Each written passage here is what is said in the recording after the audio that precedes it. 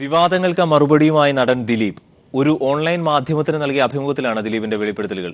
ആരാധകരും സിനിമാ ലോകവും ഏറെക്കാലമായി ഉയർത്തുന്ന ചോദ്യങ്ങൾക്കാണ് ദിലീപ് മനസ്സ് തുറന്നത്. കാവ്യ മാധവനെ പറ്റിയുള്ള ആരോപണങ്ങൾക്കാണ് ദിലീപ് ആദ്യം മറുപടി നൽകിയത്. കാവ്യയെ തനിക്ക് പണ്ട് മുതലേ ഇഷ്ടമായിരുന്നു. ചന്ദ്രൻ ഉദിക്കുന്ന ദിക്കിൽ എന്ന ചിത്രത്തിന് മുമ്പേ കാവ്യയെ അറിയാം. കാവ്യ മാധവനെ വിവാഹം കഴിക്കുന്നതിൽ മകൾക്ക് സന്തോഷമായിരുന്നു. എന്നാൽ കാവ്യയുടെ അമ്മ വിവാഹത്തിൽ എതിർപ്പ് പ്രകടിപ്പിച്ചു. കാവ്യനെ എനിക്കിഷ്ടമായിട്ടുള്ള ഒരാൾ തന്നെയാണ്. ഇഷ്ടമെന്ന് പറഞ്ഞ ഉടനെ നിങ്ങൾ പ്രണയം എന്ന് പറഞ്ഞിട്ടെടുക്കരുത്. ഏകദേശം 98 തന്നെയാണെന്ന് തോന്നുന്നു ചന്ദ്രദിക്കിൽ എന്ന് പറഞ്ഞ സിനിമ. അതിന് മുമ്പേ എനിക്ക് കാവ്യനെ അറിയാം. ആദ്യ ഭാര്യയുമായുള്ള വിവാഹമോചനത്തിന് കാരണം കാവ്യ മാധവനല്ല.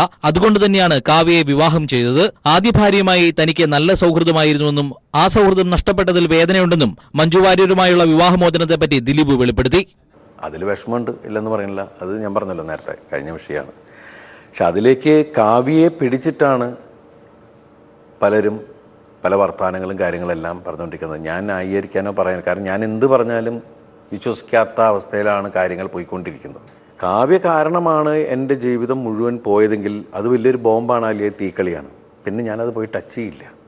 അതല്ലാത്തതുകൊണ്ട് തന്നെയാണ് ഞാൻ കാവ്യയെ കല്യാണം കഴിച്ചത്.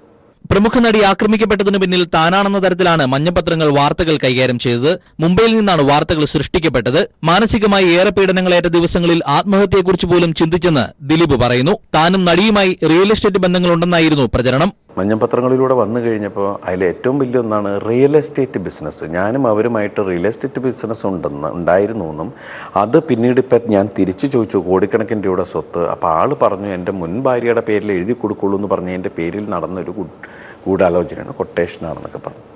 ഞാൻ ഇപ്പോഴും ഇവിടെ ഇരുന്ന് വെല്ലുവിളിക്കുകയാണ്.